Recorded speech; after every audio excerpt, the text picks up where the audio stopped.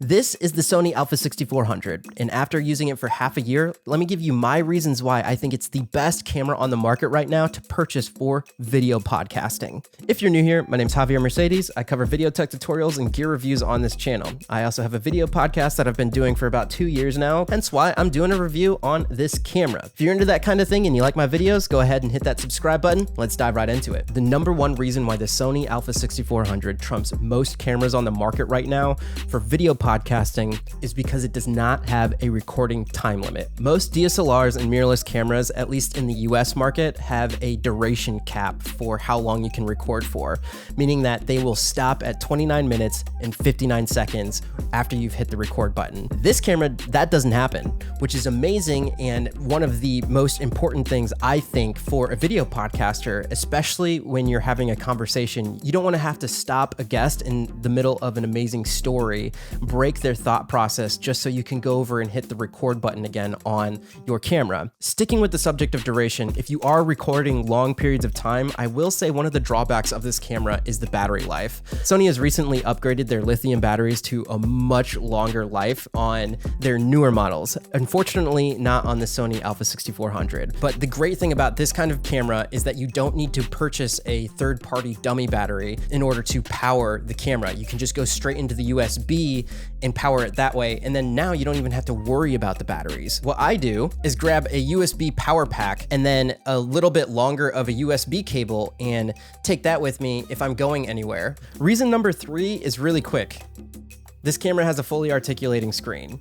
Now you might say like, oh, that's neat, but trust me, when you're on the road or whether you're using this camera anywhere, it's so nice to be able to see yourself if you are podcasting with this thing, because if you set it up on a tripod, at least you'll have some sort of reference of what your framing looks like. One drawback of this kind of articulating screen is if you need to put something on the hot shoe, it will block the screen. But if you're just using this to video record, it's not a problem. One more thing I'll add on to monitoring yourself, and I'll kind of call this reason 3.5, is the fact that all Sony mirrorless cameras come with an app that you can get in the App Store where you can control your camera from the app. So I'm using the Sony a7 III to record me right now, and I've actually hit record on the app itself. And there's a whole bunch of other parameters that you can control from the app, but I think one of the best features about this whole thing is hitting the record button. So you've already set up the camera and put your framing how you want to, and right before the podcast starts, instead of going up, hitting record on the camera, you can just be sitting right there about to start and then just hit record on your phone and be off to the races. Not only that, but it allows you a secondary way to monitor yourself and make sure that everything is fine with the camera straight from where you're sitting during the podcast. And as a one-man band doing my video podcast, having something like this app to go with the camera is so good. Reason number 4 this camera is amazing for video podcasting is because you can switch out to any lens in the Sony system, or really any lens in general. This is an E-mount and it's a crop sensor in there, but the fact that you can buy any kind of lens depending on whatever your situation is makes this camera so well versed for anything. Let's say if you're in a space where you needed to use a wide angle lens, then you could maybe purchase a nice prime 16mm that has a low f-stop. For most video podcasters, if you're looking to get that really nice blurry background for the cheapest budget, go with the Sony 50mm 1.8. I'll link this lens and everything else that I'm talking about in the description below. Now you're going to have to be a little bit further away from your subject, but this is the cheapest lens that will get this f-stop, which is the 1.8. The lower this number, the blurrier the background will be, and also this will perform amazing in low light. I think this is hands down the best pairing with this camera for video podcasting to get the best looking production value out of it. Reason number 5 is this camera can record in 4K. You have the option of 100 megabytes per second or 60 megabytes per second, but the fact that it can record in 4K for those longer periods of time is amazing. You may run into some overheating issues, but just remember to keep the screen away from the main body and you'll alleviate some of those issues to a certain extent.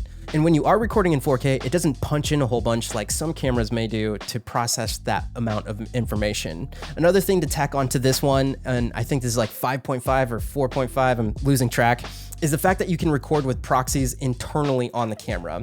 If you're not sure what proxy files are, just think of them as substitute files that you use during editing that are way less in resolution than your really huge files. Meaning that when you're recording something in 4K or 1080p on this camera, you can turn proxies on, and then it's going to create a smaller resolution, I believe 720p file that's a duplicate of that really large file. So if you load them into your video editing software like Premiere Pro, you can tell your video editing software, hey, I have these very large files that are the raw original files, but I also have these duplicates that you can use as substitutes while I'm editing. It makes the process so much faster. And I have a whole video explaining my proxy workflow in Premiere Pro from Sony cameras. I'll link it here on the screen right now. Reason number 6, I love the Sony a6400 for podcasting is because of the autofocus. This camera does have a touch screen, so if you want to focus to a specific spot, all you have to do is touch the screen. If you have somebody over on the right side, you could tell the autofocus to only focus on things that are on the right side of the camera or the left side of the camera or center, however you want to do that. And the wide autofocus, I feel like, does a great job of picking up faces. Nothing is worse than getting into your computer and realizing that all of your footage was out of focus for like an hour-long interview. And with this camera, I haven't had that issue. Reason number 7 I love this camera is because of the form factor. When you pack this thing into a camera bag, it is so small. Here, let me get my coffee mug for reference. Here's a coffee mug, and then here's the camera. This is just a normal sized coffee mug. That's the camera. It fits in anywhere that you needed to. In fact, you could put that in your pocket if you really wanted to. I think that's awesome. What about you? Do you agree with me that this is one of the best cameras on the market right now for video podcasting? Because I truly think it is. There are other cameras out there that can surpass the recording limit, but those cameras are more expensive, or they might have a smaller sensor. They may not have the ability to change lenses or plug into power. Maybe you have to buy a dummy battery, all of those other aspects that I talked about. So I think for what this body costs and the fact that you can change out different lenses to get whatever kind of look that you're going for makes this camera a great option. Don't forget to leave me a like. I'll put that video about my proxy workflow with Sony cameras on the screen, and hit that subscribe button if you're new here and you like my kind of content. Until next time, I hope you're out there living a life of abundance.